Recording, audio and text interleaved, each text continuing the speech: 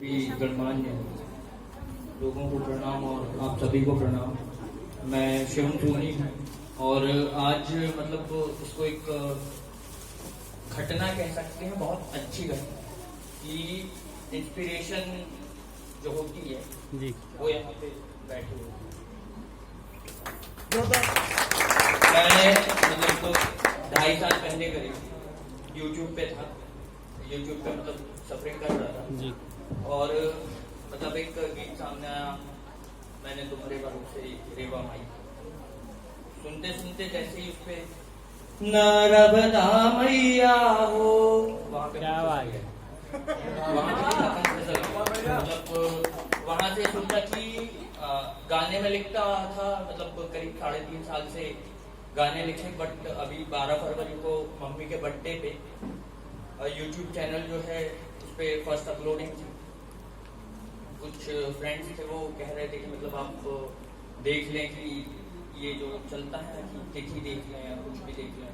तो मम्मी का बर्थडे था, मैंने कहा इससे अच्छी तिथि तो वैसे हमारे लिए कोई नहीं, तो इससे ही शुरू करते हैं जी। तो शायरी करने आना था ना भैया, गाने में जबरदस्ती ले जा रहे हैं। नहीं भैया बहुत अच्छा गाते हैं, भैया बहुत अच्छा गाते हैं। मैं नहीं गा पाऊँ, ठीक है भैया भी साथ में गाना सुनना है अगर तो तन्हा हूँ मैं बाय शिवम सोनी करके आप यूट्यूब पे सर्च भैया एक बार थोड़ी सी यूट्यूब पे क्या सुनना है? जब लाइव है तो यूट्यूब पर क्या सुनना है? एक बार जोरदार तालियां हो।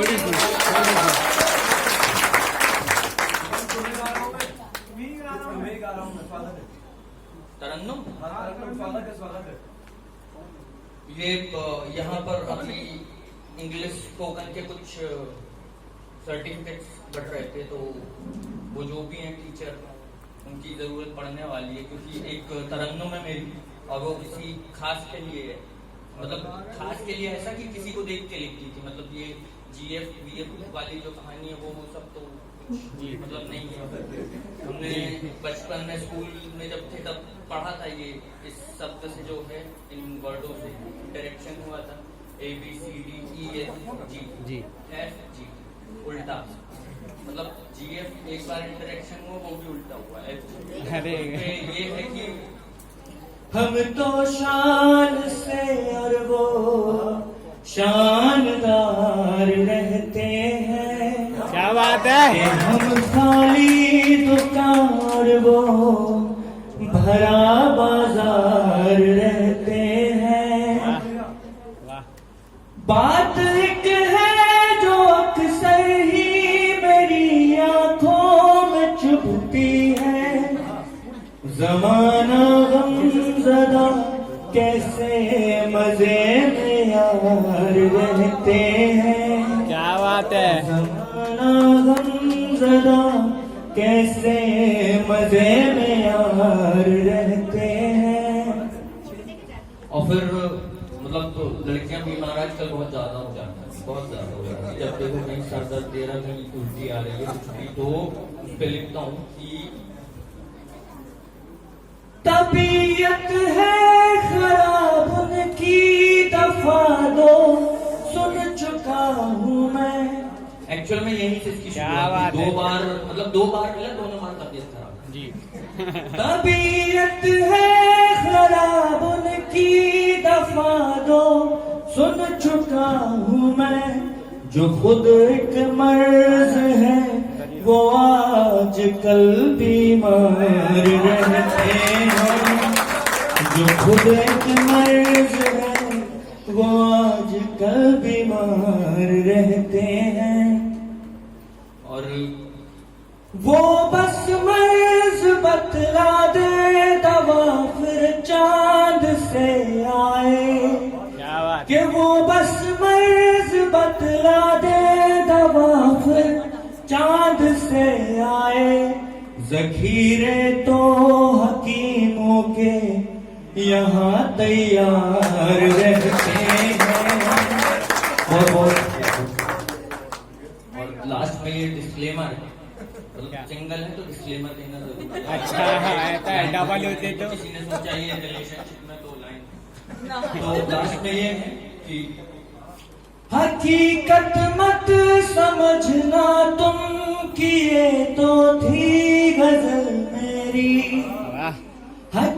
हकीकत मत समझना तुम कि ये तो थी गजल मेरी, शिवम दिलकश नजारों से जरा होशियार रहते क्या बात है, बहुत खूब, शिवम बहुत खूब। दिलकश नजारों से जरा होशियार रहते हैं। आपने बहुत वाह करवाई, अब आप नहीं कर रहे हैं कुछ। क्या बात है। और अब थोड़ा सा नकल मारना शुरू करते हैं, याद नहीं। ठीक है, सब चलता भी है, सब चलता है। अच्छा, अभी अन्नू भैया भी आए थे, उनको भी देख के मतलब आप लोगों का बहुत बहुत दिल से धन्यवाद स्टार फाउंडेशन का कि ऐसी उपलब्धियां आज हमने प्राप्त की। मोनी भैया और जगत बहादुर सिंह अन्नू, मतलब वो उनका जब नाम सुनते हैं तो ऐसा लगता है कि जैसे हम रेडियो ऑन करते हैं तो आकाशवाणी फंसने के पहले ही हम मतलब कि हमें पहले ही से माइंड में आवाज आना शुरू हो जाती है कि अब जैसे ही रेडियो ऑन होगा और वो बोलेगा ये आकाशवाणी का जबलपुर केंद्र है और आप सुन रहे हैं शिवम सोनी को। क्या बात है, क्या बात है। कि वो मतलब उनकी आवाज भी वैसे ही कुछ होगी कि आगे भाइयों बहनों बस। लेकिन उन्होंने जिस हिसाब से मतलब मोटिवेट किया और जबलपुर के बारे में बहुत सी बातें की, विकास की बातें, मतलब उनकी शख्सियत जैसी सोची थी वैसी। और अब एक ख्याल पढ़ता हूँ, हमारे जबलपुर में जो है बाहर अगर किसी को कोई काम नहीं करना है तो वो मतलब सब बोलते हैं नहीं करना नहीं करना, लेकिन हमारे घर अगर कोई काम हमें नहीं करना है तो हम बोलेंगे नहीं करना नहीं करना। नहीं करना बहुत कम निकलता हमारे मुंह से। तो उस पे मैंने लिखा था, तुझको पाना अगर इश्क यही नहीं करना, तुझको पाना अगर इश्क यही नहीं करना, और जिस बात में शामिल तेरा नहीं करना। देनी है तुझको खुशियां ही बस जाना, देनी है तुझको खुशियां ही बस जाना, मांगू क्या मुझे सौदेबाजी नहीं करना। और है मासूम तू तुझको सलामत रखना है मासूम तू तुझको सलामत रखना है, इस मसले पर तू नाराजी नहीं करना, और तेरी ख्वाहिश के मुझको तू हासिल ना हो, तेरी ख्वाहिश के मुझको तू हासिल ना हो, चल यही सही अब तुझको राजी नहीं करना। क्या बात है। शुक्रिया भैया। चल यही सही अब तुझको राजी नहीं करना, और झूठे वादों से मैं तुझको पा सकता हूँ, झूठे वादों से मैं तुझको पा सकता हूँ, पर इश्क में मुझको धोखेबाजी नहीं करना। और लिखना है तो तुझे अपनी बेगम लिखूंगा, लिखना है तो तुझे अपनी बेगम लिखूंगा, माशूका लिख करके अय्याशी नहीं। क्या बात है। लिखना है तो तुझे अपनी बेगम लिखूंगा, माशूका लिख करके अय्याशी नहीं करना, और तड़पो इश्क में वफादार कर सनम मिले, बेवफा के खातिर आंखें प्यासी नहीं करना। क्या बात। भैया का जो है निर्देश आ चुका है तो विदा लूंगा मैं, और आप सर्च करें तन्हा हूं मैं बाय शिवम टू जी। शिवम जी का बहुत बहुत धन्यवाद करना चाहता हूं मैं कि वो यहाँ उपस्थित होकर और हम लोगों को संबोधित किया, क्योंकि ये कला, ये स्पीच कहीं सुनने नहीं मिलती है, तो कहीं ना कहीं समय निकाला जाता है। शिवम जी को जोरदार तालियां। भैया बहुत बहुत धन्यवाद।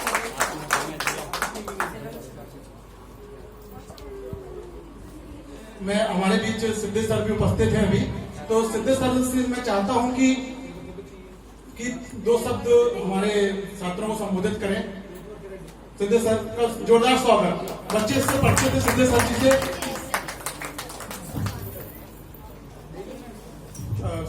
अभी आप लोग सब ये कार्यक्रम, इसके बाद प्रमाण पत्र दिए जाएंगे, इसके बाद अमित सर का जन्मदिन मनाया जाएगा। ये कार्यक्रम 2:30 बजे समाप्त होगा, तो इसका भरपूर आनंद ले आप। इसके बाद आनंद जी आएंगे, अपनी स्पीच तैयार रखिएगा। बहुत बहुत धन्यवाद।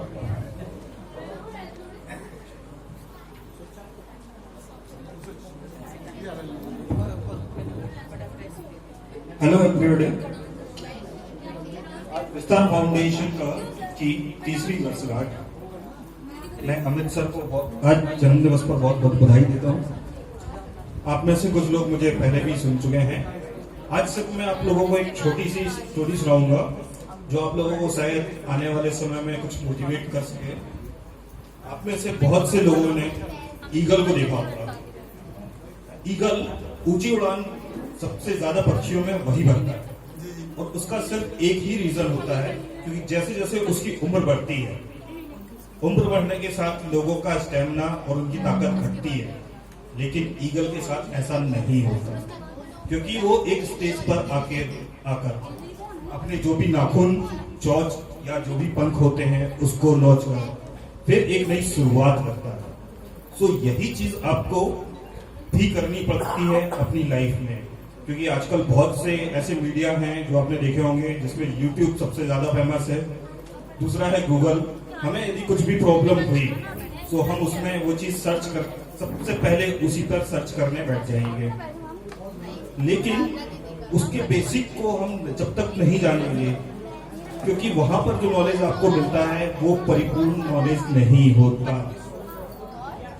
इसीलिए जब भी हमें किसी भी चीज में आगे बढ़ना है तो शुरू से शुरुआत करनी होगी। जिस तरीके से ईगल ऊंची उड़ान भरने से पहले अपने नाखून को तोड़ देगा, चोंच को तोड़ देगा, फिर उसके बाद में पंखों को नोच देगा, अपने आप को खुद लहूलुहान कर देता है। उसको उस समय बहुत कष्ट होता है कि यार ये मैं क्या कर रहा हूँ, लेकिन उसी कष्ट के बाद जब वो उभरता है तभी वो सबसे ऊंची उड़ान भरता है। अपने इन्हीं वाक्यों के साथ अपनी वाणी को लेंगे सबको धन्यवाद।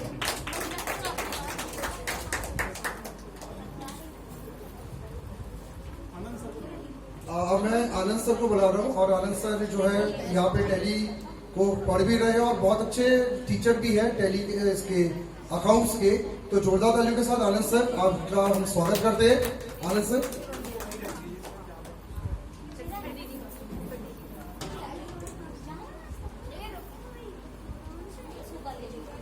तो एक जोरदार ताली आनंद सर के लिए।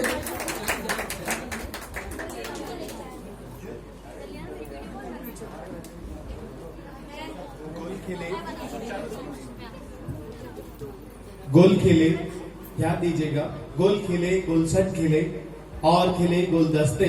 आप सभी उपस्थित जनों को हम सभी का नमस्ते।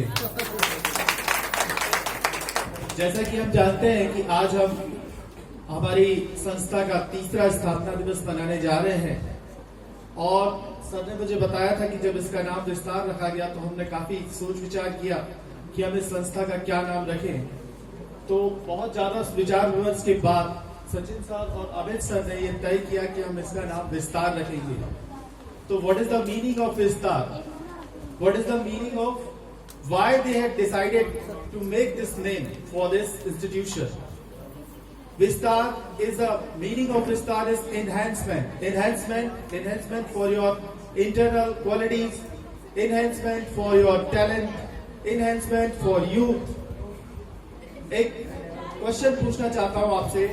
25 फरवरी को एक ट्रेंड चला था ट्विटर पे, जो कि पूरे भारत में बहुत प्रसिद्ध हुआ था, नंबर 1 पे था वो ट्विटर। कोई बताएगा कि क्या था?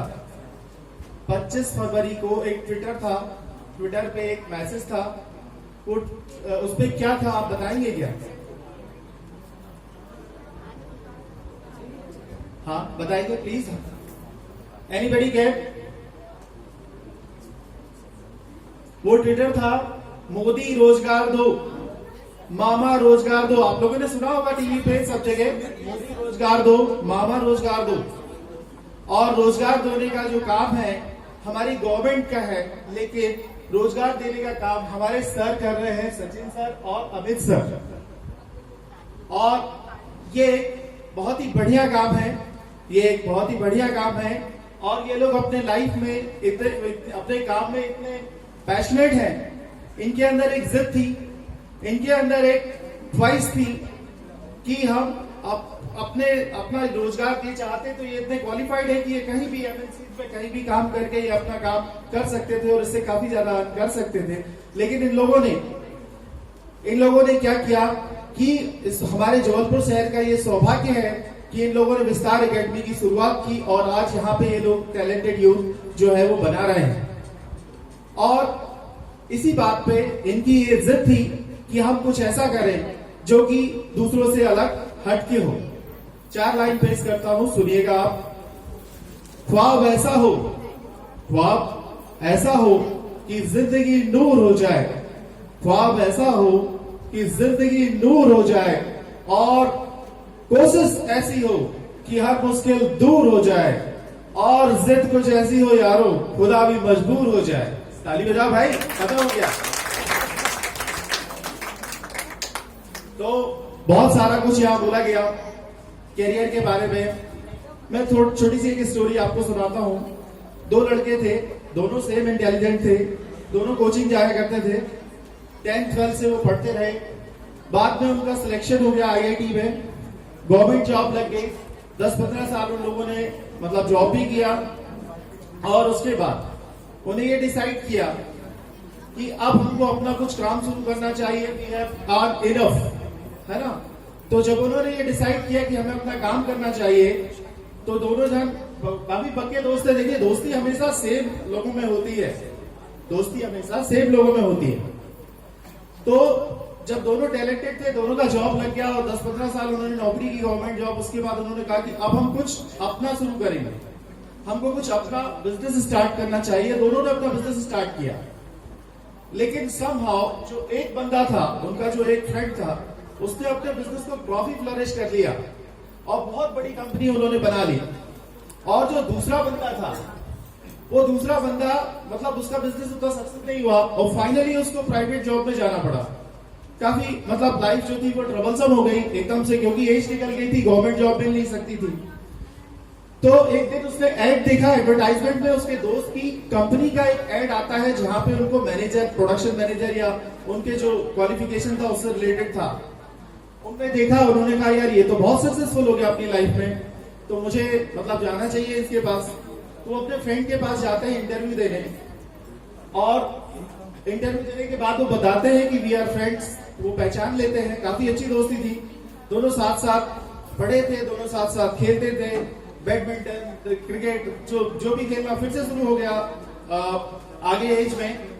लेकिन फाइनली जब वो लोग घुल मिल गए, तो उसने पूछा कि यार देख, हम दोनों एक साथ, एक से टैलेंटेड थे, एक से परसेंटेज थे, हम दोनों की एक साथ जॉब लगी, हम लोगों ने एक साथ जॉब की, हम लोगों ने एक साथ जॉब छोड़ा, और हम लोगों ने एक साथ बिजनेस करने का डिसाइड किया। लेकिन आज क्या वजह है, कौन सी ऐसी कमी है मेरे अंदर, जो मैं अपना बिजनेस, मुझे आपके यहाँ नौकरी करना पड़ रही है, और आप जो है इतने बड़े बिजनेस के मालिक हो। तो उसने कहा एक दिन याद करो, जब हम कोचिंग जा रहे थे, और जब कोचिंग जा रहे थे और आधे रास्ते आने के बाद मैंने तुमसे कहा कि घर का पंखा हम चलता छोड़ा है। घर का पंखा, रूम में वो लोग रहते थे, रेंट पे स्टूडेंट्स जैसे रहते हैं, घर का पंखा हम चलता छोड़ा है। तो तुमने कहा कि चलने दो, अपने को क्या करना, मकान मालिक बिजली का बिल देगा। लेकिन मैंने क्या किया, आप कोचिंग चले गए, मैं वापस घर गया, और घर जाके मैंने उस पंखे को बंद किया। उस पंखे को बंद किया क्योंकि मुझे ये केयर थी कि वो पंखा मेरा है। उस समय मैं उस पंखे का मालिक था, और तुम्हारी जो एटीट्यूड था वो नौकरशाही का था। हमारा नहीं है, जिसका होगा वो बंद करेगा।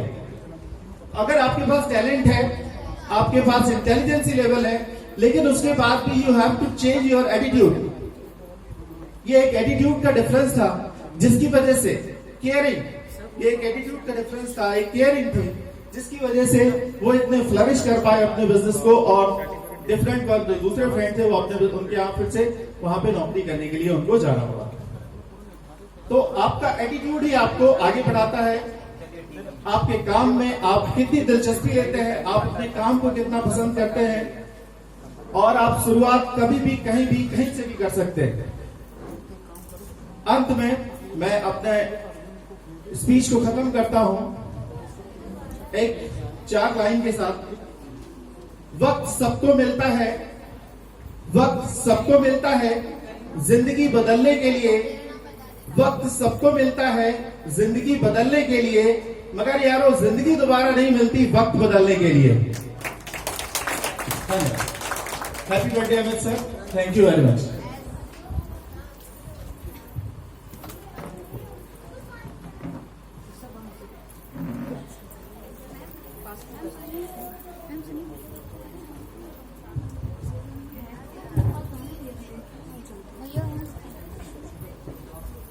अब डांस परफॉर्मेंस के लिए हमारे बीच गरिमा और निधि कुशवाहा हैं। अपने एक सॉन्ग के साथ रेडी कर दीजिए।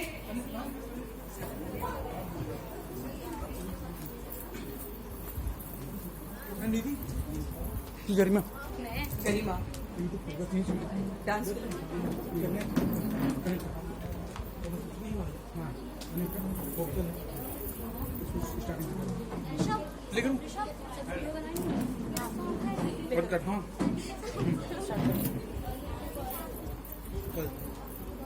प्लीज बनाई भैया।